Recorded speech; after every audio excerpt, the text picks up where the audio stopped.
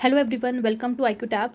आज हम Indian polity Laxmikanth new न्यू चैप्टर स्टार्ट करेंगे, चैप्टर नंबर 21, जो कि है कैबिनेट कमिटीज़। कल की वीडियो में हमने chapter number 20 council of ministers के जितने भी MCQs थे उन सबको अच्छे से डिस्कस कर लिया था। अगर कोई डाउट हो प्लीज़ आप कमेंट बॉक्स में अपनी क्वेरीज पूछ सकते हैं। तो हम स्टार्ट करते हैं आज का topic.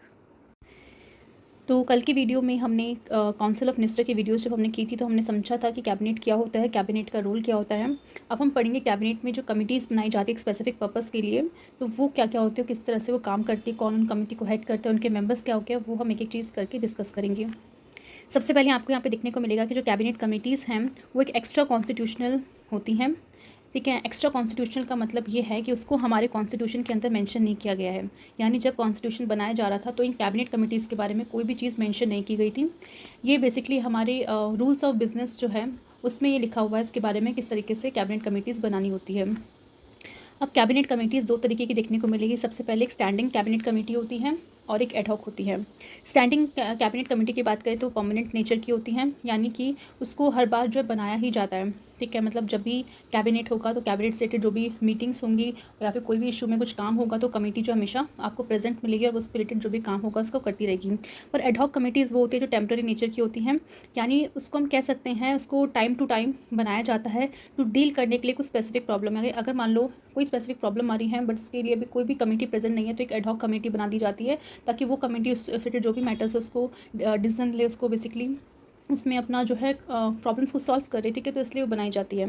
And they are disbanded after their task is completed. और जैसे ही उस कमेटी का जो टास्क था, जो भी उसे करना था, वो कंप्लीट हो जाएगा तो उसके बाद उस कमेटी को खत्म कर दिया जाता है। ठीक है, तो ये एडहॉक कमेटी होती है। जैसे सिचुएशन आती है उस सिचुएशन को डील करने के लिए, सॉल्व करने के लिए, तब वो कमेटी बनाई जाती है। जबकि स्टैंडिंग कमेटी वो आपको हमेशा प्रेजेंट दिखेगी और वो जो भी उनको काम स्पेसिफिक दे रखा है, जो हम देखेंगे क्या क्या कौन कौन सी हमारी स्टैंडिंग कमेटी है, तो वो काम वो हमेशा करती रहती हैं।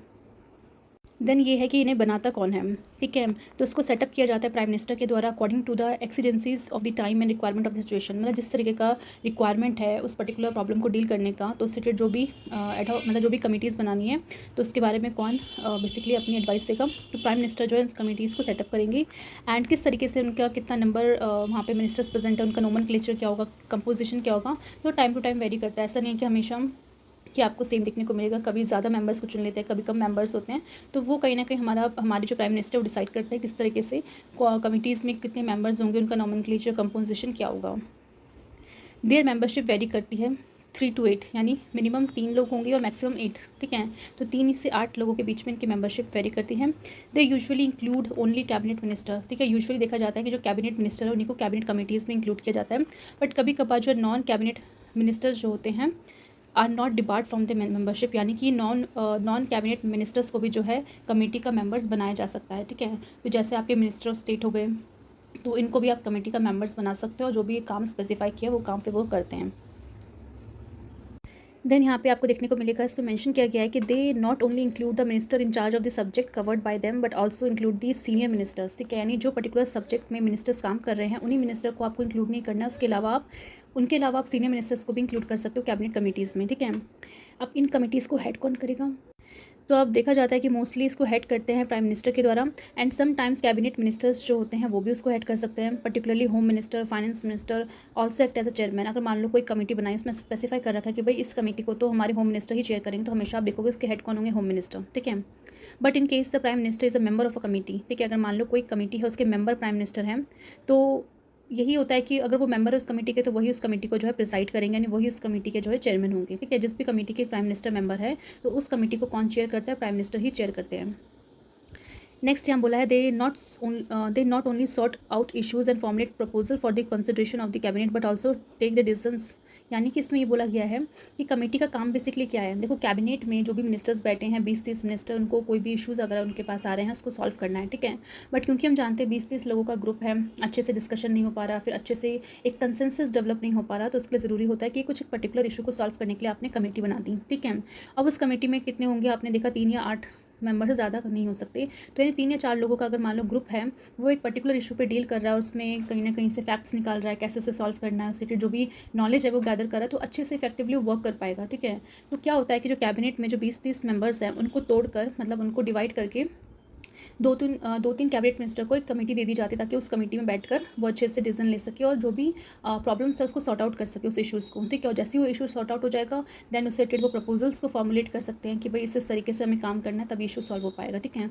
और जो भी डिसीजन लिया जाएगा कैबिनेट कमेटीज़ के द्वारा, फिर उस कमेटी का जो भी मतलब डिसीजन होंगे या फिर जो भी उसने रिकमेंडेशंस दी होंगी भाई ऐसे ऐसे काम करना है, तो वो कहीं ना कहीं फिर कैबिनेट के सामने रखा जाएगा और कैबिनेट में जो भी 20-30 लोग हैं फिर उस चीज़ को रिव्यू करेंगे कि भाई कमेटी ने ये डिसाइड किया है, तो अब देखते हैं इसको आगे बढ़ाना या नहीं करना या फिर किस तरीके से इसको सॉल्व करना है, ठीक है।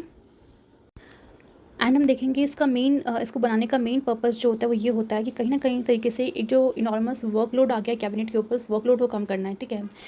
कि मान लो एक पर्टिकुलर कोई पॉलिटिकल इशू है, उस पॉलिटिकल इशू में सब लोगों ने अपना अपना काम करना है कि किस तरीके से उस इशू को सॉल्व करना है। बट आप सोच सकते हो कि ऑलरेडी कैबिनेट मिनिस्टर्स के पास इतना ज़्यादा वर्कलोड है, उन्हें जो मिनिस्ट्री दी गई है उस मिनिस्ट्री से रिलेटेड जो भी काम करने हैं, पॉलिसीज़ बनानी है, उससे फिर एग्जीक्यूशन करने में हेल्प करना है बाकी मिनिस्टर्स की, तो ऑलरेडी उनके पास इतना सारा वर्कलोड ऑलरेडी है। और जो भी सिचुएशन आ रही है उस सिचुएशन को सॉल्व भी करना है, उससे रिलेटेड भी उनको डिसीजन लेने हैं। तो कहीं ना कहीं उनके जो इस वर्कलोड को कम करने का एक तरीका ये भी हो सकता है कि आप कमिटीज़ फॉर्म कर दो और उस कमेटी में 3-4 मेंबर्स होंगे, तो वो अच्छे से डिसीजन को डिटेल में देखेंगे इशू क्या है एंड फिर उसको अच्छे से सॉल्व कर पाएंगे, ठीक है। तो मेन पर्पस यही था कि जो कैबिनेट मिनिस्टर्स के ऊपर जो वर्कलोड है उसे कम किया जाए कमिटीज़ को फॉर्म करके। They also facilitate in depth examination of policy issues को इन डेप्थ एग्जामिन करेंगे एंड फिर इफेक्टिवली उसे कोऑर्डिनेट करेंगे। They are based on the principle of division of labour and effective delegation, यानी उन लोगों ने क्या किया, अपना काम जो डिवाइड कर लिया कि भाई मैं इस इशू में देखूंगा, तो जो मेंबर्स इस पर्टिकुलर कमेटी के वो मेंबर्स इस इशू में देखेंगे। तो इन लोगों ने अपना काम डिवाइड कर लिया है, जिसके कारण एक इफेक्टिवली हम कह सकते हैं वो कोऑर्डिनेट कर पाएंगे और पॉलिसी को अच्छे से इम्प्लीमेंट कर पाएंगे, ठीक है। तो ये हम कह सकते हैं इनके फीचर्स है कैबिनेट कमेटी के। देन हम देखेंगे कौन कौन से कैबिनेट कमेटी है आज की डेट में और इससे पहले पास में कौन कौन से कैबिनेट कमेटीज़ थी। तो यहाँ पे हम सबसे पहले डिस्कस करेंगे कि 1994 में आपको देखने को मिलेगा कि 13 कैबिनेट कमेटीज़ हुआ करती थी, ठीक है। कौन कौन सी थी? सबसे पहले हम देखते हैं cabinet committee on political affairs. तो पॉलिटिकल अफेयर्स में रिलेटेड कोई भी इश्यूज़ है या फिर किस तरीके से उस इश्यूज़ को सॉल्व करना है, कैसे इंप्रूवमेंट लानी है, किस तरीके से वेलफेयर करना है या फिर किस तरीके से उसको और इम्प्रूव करना है, वो सारा का सारा काम जिस कमेटी के ऊपर है कि वो कमेटी उसको एग्जामिन करे, उस पर फिर अपनी राय दे, डिसीजन ले, फिर कैबिनेट के पास वो चीज़ रिव्यू करने के लिए जाएगा, ठीक है। तो ऑल्दो कैबिनेट में जो मिनिस्टर्स है वो भी इस चीज़ को देख सकते हैं, बट क्योंकि ये काम अगर हर एक मिनिस्टर करने लग जाएगा, ऑलरेडी उनके पास इतना वर्कलोड है, तो आप सोच सकते हो कितना प्रॉब्लम हो जाएगा। इसलिए एक पर्टिकुलर कमेटी बना के इस पॉलिटिकल अफेयर से जो भी इश्यूज़ होंगे वो सिर्फ ये कमेटी डिस्कस करेगी और इस कमेटी के जो भी मेंबर्स होंगे वो बैठ के इस पर डिस्कशन करेंगे कि किस तरीके से इसमें काम करना है। तो सबसे पहले हमारी थी पॉलिटिकल अफेयर्स की कमेटी। सेकंड हम देखते हैं cabinet committee on natural calamities, यानी आप कह सकते हैं डिज़ास्टर वगैरह जो आते हैं तो उस डिज़ास्टर को कैसे डील करना है, डिज़ास्टर आने से पहले आपको कैसे मेजर्स लेने हैं, डिज़ास्टर जब आ जाता है उसके बाद आपको किस तरह से मेजर्स लेने हैं, वहाँ पे कैसे फर्दर डेवलपमेंट करनी है, जो लोग डिज़ास्टर से पीड़ित हैं उनके लिए कैसे आपको उनकी हेल्प करनी है, तो वो सारी चीज़ें ये कमेटी डिस्कस करती है। इसके अलावा cabinet committee on parliamentary affairs, यानी पार्लियामेंट में किस तरीके से बिज़नेस कंडक्ट करना है, कैसे उनकी जो प्रोसीडिंग है अच्छे से हो, किस तरह से डिसीजंस वहाँ पे लेने हैं, वोटिंग पैटर्न क्या रहने वाला है, जो आप पार्लियामेंट्री प्रिविलेजेस देखोगे जो लोगों को मिनिस्टर्स को मिली है वो किस तरीके से काम करने हैं। तो उन पार्लियामेंट से रिलेटेड जो भी काम वगैरह होते हैं उन सबको कौन डील करता है, cabinet committee on parliamentary affairs. इसके अलावा अपॉइंटमेंट कमेटी है ऑफ द कैबिनेट की, कि ये कमेटी बेसिकली देखते हैं कि जो इंपॉर्टेंट बड़े बड़े पोस्ट होते हैं वहाँ पे आपको अपॉइंटमेंट करना पड़ता है लोगों का, तो किस तरीके से अपॉइंटमेंट करना है, क्या उनकी क्वालिफिकेशन होनी चाहिए, किस तरीके की क्वालिफिकेशन स्पेसिफिक चाहिए उस पर्टिकुलर पोस्ट के लिए, तो उन सबको कौन देखता है, cabinet committee on appointment committee, ठीक है, कैबिनेट की जो अपॉइंटमेंट कमेटी है वो। इसके अलावा cabinet committee on occupation accommodation है, कि आप देखते हो कौन कौन मिनिस्टर्स को बहुत बड़े बड़े पीएम हैं, प्रेसिडेंट हैं, इन सबको अकोमोडेशन दिया जाता है, तो कैसे उनको अकोमोडेशन देना है, कहाँ देना है, क्या क्या बेनिफिट्स होंगे, तो सब ये देखते हैं। इसके अलावा cabinet committee on foreign investment, जो फॉरेन से इन्वेस्टमेंट आती है तो उस इन्वेस्टमेंट को कितना, किस फील्ड में कितना इन्वेस्टमेंट आनी चाहिए और कितना % आप वहाँ पे उसको इन्वेस्ट कर सकते हो, किस सेक्टर में ग्रोथ है, क्या है और कहाँ पे सबसे ज़्यादा इन्वेस्टमेंट आ रही है, तो हर चीज़ को जो देखने का काम इस कमेटी का है। इसके अलावा cabinet committee drug abuse control है, कि जो ड्रग्स से रिलेटेड केसेस आ रहे हैं उसे कम करना, चेक करना कि कौन कौन से एरिया सबसे ज़्यादा ड्रग्स इंडिया में भेजा जा रहा है, कौन से बॉर्डर में आपको और ज़्यादा सिक्योरिटी टाइट करने की ज़रूरत है ताकि ड्रग्स वहाँ से इन्फिल्ट्रेट ना करें इंडिया में। इसके अलावा कैबिनेट कमेटी ऑन प्राइसेस है, कि प्राइस जो बढ़ रहे हैं कम हो रहे हैं उसको किस तरह से मैनेज करना है। देन कैबिनेट कमेटी और माइनॉरिटी अफेयर्स है, कि जो माइनॉरिटी सेक्शन है हमारी सोसाइटी में उनको वेलफेयर करने के लिए, उनके वेलफेयर करने के लिए किस तरीके से काम करना है, कैसे पॉलिसीज़ लानी है सो दैट उनका अपलिफ्टमेंट हो सके। Cabinet committee on economic affairs है, कि जो भी इकोनॉमिक मैटर्स हैं उनके ऊपर बातचीत करना, जैसे आप देख सकते हो इन्फ्लेशन हो जाता है और ग्रोथ बढ़ानी है, जीडीपी आपको बढ़ानी है, सो दैट अगर जीडीपी अच्छे से बढ़ेगी तो आपकी इकॉनमी अच्छे से रन कर पाएगी, ठीक है। इसके अलावा cabinet committee on trade investment, कि किस तरह से हमें ट्रेड और इन्वेस्टमेंट बढ़ाना है, एक्सपोर्ट हमारा ज़्यादा से ज़्यादा होना चाहिए, इम्पोर्ट कम होना चाहिए, तो सब सेक्टर्स में काम करने के लिए कमेटी बनाई गई है। इसके अलावा कैबिनेट कमेटी ऑन एक्सपेंडिचर, कि खर्चा कहाँ पे हो रहा है, किस किस सेक्टर में ज़्यादा खर्चा हो रहा है, क्या कैपिटल एक्सपेंडिचर ज़्यादा हो रहा है या फिर रेवेन्यू से आने वाला खर्चा ज़्यादा हो रहा है, तो सब चीज़ों को देखना। एंड लास्ट आपके कैबिनेट कमेटी ऑन इंफ्रास्ट्रक्चर, यानी जो इंफ्रास्ट्रक्चर बनाए जाते हैं तो उस सेक्टर में किस तरीके से और ज़्यादा इंप्रूवमेंट लानी है, कैसे हम ज़्यादा से ज़्यादा इंफ्रास्ट्रक्चर बनाएं, बिकॉज जितना ज़्यादा इंफ्रास्ट्रक्चर किसी कंट्री का स्ट्रॉन्ग होता है ना, उसकी इकॉनमी आगे जाके उतनी ज़्यादा अच्छे से रन कर पाती है। ठीक है, तो ये 1994 में 13 कैबिनेट कमेटीज़ थी। उसके बाद देख सकते हैं 2013 में 10 कैबिनेट कमेटीज़ रह गई थी।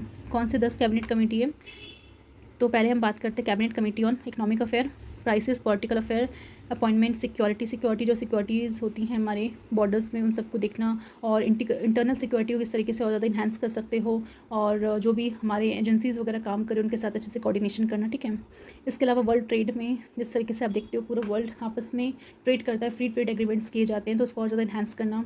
ठीक है, next cabinet committee on investment, cabinet committee on unique identification authority of India, UDI, जिससे जो भी इशूज़ थे, नहीं आधार कार्ड से जो भी इशूज़ थे वो ये वाली कैबिनेट कमेटी कहीं ना कहीं डील करती थी। इसके अलावा cabinet committee of parliamentary affair है, and cabinet committee on accommodation. तो ये 10 कमेटीज़ थी 2013 में।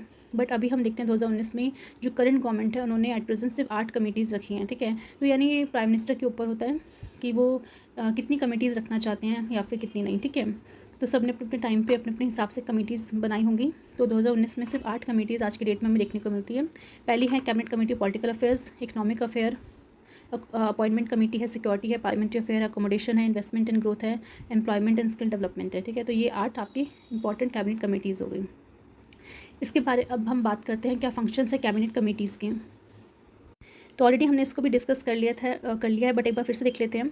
सबसे पहले यहाँ पे बात की गई है पॉलिटिकल अफेयर कमेटी की। ये डील करती है all the policy matters pertaining to domestic या फॉरेन अफेयर। ये डोमेस्टिक मतलब जो हमारा इंटरनल पॉलिटिक्स है या फिर जो फॉरेन अफेयर्स है उसमें किस तरीके से पॉलिसी बनानी है, क्या क्या इशूज़ आ रहे हैं उन सबको सॉल्व करने का काम पॉलिटिकल अफेयर कमेटी का है। ठीक है, इसके अलावा है इकोनॉमिक अफेयर कमेटी, जहाँ पे हमने देखा था ये डायरेक्ट एंड कोऑर्डिनेट करती है गवर्नमेंट की एक्टिविटीज़ इकोनॉमिक अफेयर, मतलब किस तरीके से जो इकोनॉमिक स्फेयर है वहाँ पे गवर्नमेंट कौन कौन सी पॉलिसीज़ बना रही है, क्या क्या एक्टिविटीज़ कर रही हैं, तो वो कहीं ना कहीं उस पर्टिकुलर एरिया में ये काम करती हैं।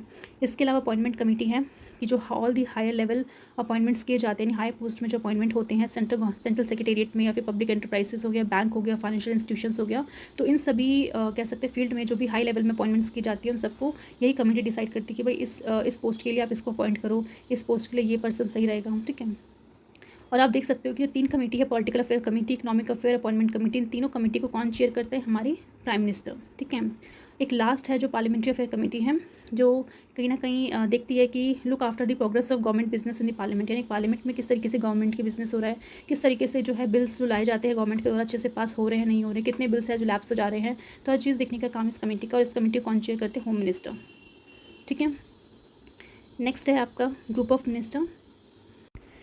तो यहाँ पे हम देखेंगे कि ऑलरेडी कैबिनेट कमेटीज़ बनाई गई हैं, बट कैबिनेट कमेटीज़ के अलावा कुछ ग्रुप ऑफ मिनिस्टर्स जो होते हैं उन्हें बनाया जाता है कुछ डिफरेंट इश्यूज़ को डील करने के लिए। ठीक है, तो आप सोच सकते हो ऑलरेडी हमारे पास कैबिनेट मिनिस्टर्स हैं जो ऑलरेडी पॉलिसीज़ बनाते हैं, हायर डिसीजन मेकिंग बॉडी है। इसके अलावा हमने कुछ स्पेसिफिक मैटर्स को डील करने के लिए कुछ स्टैंडिंग कमेटी, कुछ एडॉक कमेटी बना रखी है, बट इसके अलावा कुछ ग्रुप ऑफ मिनिस्टर्स को भी कॉन्स्टिट्यूट किया जाता है कुछ डिफरेंट इशूज़ को डील करने के लिए। ठीक है, some of these group of ministers are empower to take decisions on the behalf of the cabinet, यानी कैबिनेट के बिहाफ में, बिकॉज कैबिनेट के पास ऑलरेडी इतना वर्कलोड है कि वो उस इशू में अगर डील नहीं कर रहा है, तो ये जो ग्रुप ऑफ मिनिस्टर्स हैं वो इतनी उनके पास पावर होती है कि वो कैबिनेट के बिहाफ में डिसीजन लेते हैं।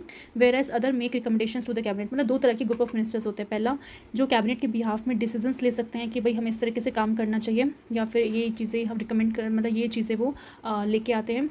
इसके अलावा दूसरे ग्रुप ऑफ मिनिस्टर ये होते हैं कि वो सिर्फ रिकमेंड कर सकते हैं कैबिनेट को, यानी उन पर्टिकुलर इशूज़ में उन्होंने अपनी डिसीजन लिया, डिसीजन लेने के बाद उन्होंने कहा कि ये हमारी रिकमेंडेशन है कि आप इस पर्टिकुलर मैटर को इस तरीके से सॉल्व करना चाहते हो तो आप ये सब चीज़ें कर सकते हो। तो अब कैबिनेट के ऊपर है कि उन रिकमेंडेशन को फॉलो करे या ना करे। ठीक है, तो 2 तरह के ग्रुप ऑफ मिनिस्टर्स देखने को मिलते हैं। अब आप सोचो कि ग्रुप ऑफ मिनिस्टर में बेसिकली है क्या, यानी जो मिनिस्टर्स होते हैं उनका एक ग्रुप बना दिया जाता है। फॉर एग्जांपल मान लो कि कहीं पर डिज़ास्टर हुआ है। ठीक है, अब आप किसी एरिया में मान लो डिज़ास्टर आया है, तो वहाँ पे कोई एक मिनिस्ट्री के द्वारा तो वहाँ पे कुछ काम नहीं किया जा सकता। जैसे वहाँ पे मिनिस्ट्री ऑफ इकोनॉमिक का भी रोल है, ministry of women and child development का भी रोल है, बिकॉज एक डिज़ास्टर जहाँ पे आता है सबसे पहले उस पर्टिकुलर एरिया का इंफ्रास्ट्रक्चर जाता है। ठीक है, उस पर्टिकुलर एरिया में जो भी लोग रह रहे हैं उनकी उनकी कहीं ना कहीं उनकी जो जान है, उनकी जो लाइफ है वो रिस्क में आती है। इकॉनमी जो होती है उस पर्टिकुलर एरिया की वो ख़त्म हो जाती है। बिकॉज़ घर टूट गए, कुछ रहने का साधन नहीं है, रोड्स वगैरह कहीं न कहीं डिस्ट्रॉय हो जाती है इतने ज़्यादा तूफ़ान आने की वजह से या फ्लड आने की वजह से, ठीक है? तो ये सारी चीज़ें इन्वॉल्व होती है एक पर्टिकुलर सिचुएशन में, ठीक है? तो इस केस में कोई एक मिनिस्ट्री तो उस मैटर को डील नहीं कर सकती। आपको इंफ्रास्ट्रक्चर के लिए अलग मिनिस्ट्री इसमें इन्वॉल्व होगी, रोड के लिए रोड एंड हाईवे मिनिस्ट्री होगी, इसके अलावा इकोनॉमिक चीज़ों को देखने के लिए इकोनॉमिक मिनिस्ट्री होगी। तो क्योंकि इतनी सारी मिनिस्ट्री को साथ में मिलकर इस इशू को सॉल्व करना है, तो इसलिए ग्रुप ऑफ मिनिस्टर बना दिया जाता है कि यहाँ पे जो मिनिस्टर उस पर्टिकुलर इशू पे इन्वॉल्व हैं, तो वो मिनिस्टर जो है कहीं ना कहीं साथ में बैठें और साथ में बैठे डिसाइड करें कि कैसे उस इशू को सॉल्व करना है। कि भाई रोड टूटी है तो ठीक है, हम इतना पैसा लगाते हैं, वापस से रोड को डेवलप करेंगे। अच्छा, इतने घर टूटे हैं तो हमें यहाँ पे इस तरीके का भी टेंट फैसिलिटी कर देनी चाहिए, ताकि जो लोग वहाँ पे पीड़ित हैं वहाँ पे उनको टेंट में जो है तब तक थोड़े टाइम के लिए टेंट में रह सकते हैं, उसके बाद वहाँ पे बिल्डिंग्स वगैरह फिर से रिस्टोर की जाएंगी। इसके अलावा हेल्थ मिनिस्ट्री भी यहाँ पे रिस्पॉन्सिबल हो सकते हैं, बिकॉज हेल्थ फैसिलिटी आपको देनी पड़ेगी उन विक्टिम्स को जो डिजास्टर से कहीं ना कहीं घायल हुए हैं, ठीक है? तो ये सब लोग वहाँ पे फिर साथ में काम करके उस पर्टिकुलर इशू को सॉल्व करेंगे, ठीक है? तो ये मेन बेसिकली पर्पस होता है ग्रुप ऑफ मिनिस्टर्स का। नेक्स्ट यहाँ पे देखने को मिलेगा कि जो सेकंड एडमिनिस्ट्रेटिव रिफॉर्म कमेटी थी गवर्नमेंट ऑफ इंडिया, उसने रिपोर्ट दी on organisation structure of government of India 2009, ठीक है? And this commission was headed by, इस कमीशन को कौन हेड करे थे? वीरप्पा मोइली, जो एक सीनियर कांग्रेस लीडर थे and former Karnataka chief minister भी थे, ठीक है? देन हम देखेंगे जो इंस्टीट्यूशन होते हैं government group of minister has become viable and effective instrument माना जाता है for coordination among the ministers, ठीक है? बिकॉज एक जिस तरह से हमने बात की, कोई एक पर्टिकुलर इशू जो होता है उसमें कोई एक मिनिस्ट्री इन्वॉल्व नहीं होती, बाकी सारी मिनिस्ट्री का भी इंपॉर्टेंट रोल होता है, ठीक है, उस इशू को सॉल्व करने के लिए। इसलिए ये जो इंस्टीट्यूशन बनाया हुआ है ग्रुप ऑफ मिनिस्टर काफ़ी अच्छा वाइबल एंड इफेक्टिव माना जाता है कि यहाँ पे सारे मिनिस्टर जिनको भी उस पर्टिकुलर इशू में काम करना है वो आपस में कोऑर्डिनेट करते हैं, फिर पॉलिसीज़ बनाते हैं। एंड इनका नेचर कैसा रहेगा? एडॉक होगा, बिकॉज एक पर्टिकुलर इशू आया है तब आपने मिनिस्टर्स को एक साथ में मतलब मिला के उनको एक ग्रुप ऑफ मिनिस्टर बना दिया है, ठीक है? और जैसे ही पर्टिकुलर इशू सॉल्व हो जाएगी तो वापस से चीज़ें नॉर्मलाइज हो जाएंगी। तो इसलिए वो एडहॉक नेचर की ये बॉडीज़ होती हैं which are form to give recommendation. और मेन काम क्या होता है इनका? रिकमेंडेशंस देना होता है टू द कैबिनेट को on certain emergent issues and critical problem areas, यानी जो भी ऐसा इशू जो अभी एमर्ज हुआ है या फिर काफ़ी क्रिटिकल प्रॉब्लम है उसकी, जैसे कोरोना देख सकते हैं कि जब कोरोना आया था तब भी प्रॉब्लम्स कितनी ज़्यादा बढ़ गई थी, कैसे आपको लोगों तक खाना पहुँचाना है, मेडिकल फैसिलिटी पहुँचानी है, ज़्यादा से ज़्यादा लोगों को मतलब टेस्टिंग करनी है जो भी वायरस है। तो उन सब चीज़ों में आप देख सकते हो काफ़ी इफेक्टिवली जो है ग्रुप ऑफ मिनिस्टर्स अगर बनाए गए होंगे तो उन्होंने कितना अच्छे से वह काम किया होगा, ठीक है? एंड यहाँ पे बोला गया है कि जो भी मिनिस्टर्स हेड होते हैं कंसर्न मिनिस्ट्री के, यानी जो भी मान लो हेल्थ मिनिस्ट्री है तो हेल्थ मिनिस्ट्री के जो भी हेड होंगे तो वो मिनिस्टर कहीं ना कहीं इस ग्रुप ऑफ मिनिस्टर में प्रेजेंट होते हैं। And when the advice is crystallize they are disbanded, मतलब जैसे ही जो भी जिस पर्पस के लिए इनको बनाया गया था वो पर्पस अगर खत्म हो जाता है, क्योंकि मेन काम इनका रिकमेंडेशन देना है कि भाई ऐसे मैटर्स में आपको इससे काम करना है, तो जैसे ही उनका काम खत्म हो जाता है तो वैसे इसको डिसबैंड कर दिया जाता है ग्रुप ऑफ मिनिस्टर को। नेक्स्ट देखने को मिलेगा कि सेकंड एडमिनिस्ट्रेटिव रिफॉर्म कमीशन 2005-2009 में आई थी। उन्होंने कुछ फॉलोइंग ऑब्जर्वेशंस दी हैं एंड रिकमेंडेशन दिए with respect to working group of minister में, किस किस तरीके से ग्रुप ऑफ मिनिस्टर की वर्किंग होती है उसके बारे में कुछ रिकमेंडेशन दी थी इस कमीशन ने। तो सबसे पहले इन्होंने यहाँ पे बताया है कि जो कमीशन है observe that the constitution of a large number of group of minister has resulted in many group of minister not being able to meet regularly, कि इस तरीके से आपने पर्टिकुलर इशू को सॉल्व करने के लिए ग्रुप ऑफ मिनिस्टर्स तो बना दिया, बट आपने इतने ज़्यादा अगर उसमें आपने मिनिस्टर्स को इन्वॉल्व कर दिया कि वो पर्टिकुलरली कभी मीट ही नहीं कर पा रहे, बिकॉज ऑल्दो इसमें ग्रुप ऑफ मिनिस्टर्स को आपने एक ग्रुप बना दिया, बहुत सारे मिनिस्टर्स का ग्रुप बना दिया, बट कहीं ना कहीं वो जो मिनिस्टर्स उनके पास और भी काम हो सकते हैं, ठीक है? तो इतने ज़्यादा नंबर ऑफ मिनिस्टर्स भी आप इसमें मत रखो कि वो अच्छे से काम ना कर पाएँ, बिकॉज जितने ज़्यादा मिनिस्टर्स एक उस पर्टिकुलर ग्रुप में होंगे उतना ज़्यादा डिले होता रहेगा, ठीक है? और वो जिस भी इशू के लिए आपने बनाया था वो इशू फिर सही से सॉल्व भी नहीं हो पाएगा, ठीक है? तो ये recommendation the second ARC commission ने। सेकंड उन्होंने बोला कि commission felt that the more selective use of institution of group of minister, कि आप इसको ग्रुप ऑफ मिनिस्टर को जो एक सेलेक्टिव यूज़ की तरह जो है लेके आओ कि एक सेलेक्टिव पर्पस के लिए या फिर एक पर्टिकुलर पर्पस के लिए आपने 3 या 4 लोगों का ग्रुप बना दिया, वो उस पर्टिकुलर इशू में डील कर रहे हैं, ठीक है? तो एक सेलेक्टिव तरीके से आपको यूज़ करना है ग्रुप ऑफ मिनिस्टर का, ताकि आप वो मोर इफेक्टिवली कोऑर्डिनेट कर सकें एक पर्टिकुलर मैटर में। If they are empower to arrive at a decision on the behalf of the cabinet with time limit that are prescribe for completing the work interested to them. और सबसे ज़्यादा important ये है कि time limit आप mention कर दो, so that एक टाइम लिमिट होगी तो कहीं ना कहीं उनके पास एक बर्डन होगा कि हमें इस टाइम के अंदर इस चीज़ को ख़त्म करना है। बिकॉज अगर टाइम लिमिट नहीं होगी तो वो केयरलेस हो जाएंगे, कल मिलेंगे आज मिलेंगे करते करते वो इशू ऐसे का ऐसे रह जाएगा, उस पर कोई बातचीत भी नहीं हो पाएगी। तो इसलिए ज़रूरी है अगर वो इफेक्टिवली काम करे तो आप सबसे ज़्यादा ज़रूरी है कि आप सिलेक्टिव यूज़ करो उसका, और कम से कम मेंबर हो और कैबिनेट के बिहाफ में डिसीजन ले सकें और अपना टाइम समय से पूरा कर सकें। नेक्स्ट यहाँ पे बोला गया है कि the commission recommend that there is need to ensure that existing coordination mechanism of group of minister function effectively and helps in early resolution of issues. Selective but effective use होना चाहिए group of ministers का, with clear mandate होना चाहिए कि वो किस purpose के लिए बनाई गई है और उसी पर्पज़ के लिए वो काम करे। ज़रूरी मतलब आपने बनाया उसे डिज़ास्टर के लिए है या फिर उन्हें बनाया कोरोना के जो टाइम पे जो भी इशूज़ आ रहे हैं उनको सॉल्व करने के लिए, बट देखा जाए तो कुछ और ही काम कर रहा है, तो ऐसा नहीं होना चाहिए। एक सिलेक्टिव बट इफेक्टिव यूज़ करो और जो भी क्लियर मैंडेट है उसमें वो काम करें, उनका जो गोल है उस गोल में वो फोकस करें एंड एक टाइम लिमिट प्रिस्क्राइब करनी ज़रूरी है। तो ये सारी कहीं ना कहीं रिकमेंडेशंस दी हैं सेकंड ARC कमीशन ने कि अगर इस तरीके से आप सोच के ग्रुप ऑफ मिनिस्टर्स को बनाओगे तो कहीं ना कहीं वो अच्छे से वर्क कर पाएंगे। तो ये चैप्टर बहुत ही छोटा सा था, इसे हमने कंप्लीट कर लिया है। अब हम कुछ क्वेश्चंस देख लेते हैं इससे रिलेटेड। तो सबसे पहला क्वेश्चन है, आपको मैच करना है लिस्ट 1 को जो कि कैबिनेट कमिटीज़ एंड लिस्ट 2 आपके फंक्शंस दे रखे हैं, उससे आपको मैच करना है। पहला है अपॉइंटमेंट कमेटी, दूसरा economic affair committee, parliamentary affair committee, political affair committee, तो उनके जो भी फंक्शंस है उससे आपको मैच करने हैं। सेकंड क्वेश्चन है, कंसिडर करना है फॉलोइंग स्टेटमेंट, इनमें से करेक्ट स्टेटमेंट आपको फाइंड आउट करनी है। पहला बोला जा रहा है कि cabinet can not review the decisions taken by the cabinet committees. Second, the cabinet committees are based on the principles of division of labour and effective delegation. ठीक है। थर्ड क्वेश्चन है, which of the following cabinet committee is chaired by the union home minister, कौन सी ministry को chair करते हैं यानी उसके चेयरमैन वो होते हैं। पहला पार्लियामेंट्री अफेयर कमेटी या फिर economic affair committee, political affair committee, appointment committee. Fourth question है, कंसिडर करना है फॉलोइंग स्टेटमेंट। पहला है, the non cabinet committees are debarred from the membership of the cabinet committees. ठीक है, ये जो नॉन कैबिनेट मिनिस्टर्स होते हैं उन्हें डिबार्ड कर दिया जाता है from the membership of cabinet committees से। Second, the cabinet committees are an organisational device होते हैं to reduce the enormous workload of the cabinet. ठीक है, तो इनमें से करेक्ट आपको फाइंड आउट करना है। क्वेश्चन नंबर 5 है, which of the following provide for the establishment of cabinet committee. पहला कॉन्स्टिट्यूशन ऑफ इंडिया में लिखा हुआ है इसके बारे में, या फिर पार्लियामेंट्री स्टेचर में, रूल ऑफ बिजनेस में, प्रेसिडेंशियल ऑर्डर में। सिक्स्थ क्वेश्चन है कि द स्टेटमेंट 1 बोलता है कि the number, nomenclature and composition of cabinet committee vary करती है time to time. Statement 2, cabinet committees are not set up by the prime minister according to the cabinet committees are set up by the prime minister according to the exigencies of the time and requirement of the situation. तो पहले आपको find out करना है कि दोनों statement individually true है या नहीं, देन देखना है कि स्टेटमेंट 2 करेक्ट एक्सप्लेनेशन है फर्स्ट स्टेटमेंट का या नहीं। ठीक है। नेक्स्ट है क्वेश्चन नंबर 7 कि which one of the following cabinet committees described as a super cabinet. किसको डिस्क्राइब किया गया कि सुपर कैबिनेट है। पहला इकोनॉमिक अफेयर कमेटी, या फिर parliamentary affair committee, political affair committee, appointment committee. ठीक है, तो ये आपके MCQs थे एंड स्टेटेड मेंस क्वेश्चन भी कुछ खास मिले नहीं, तो आप क्वेश्चंस को बस प्रीलिम्स बेस पे आप इसको रेडी करना एंड अच्छे से इस क्वेश्चंस का आंसर्स करना कमेंट बॉक्स में।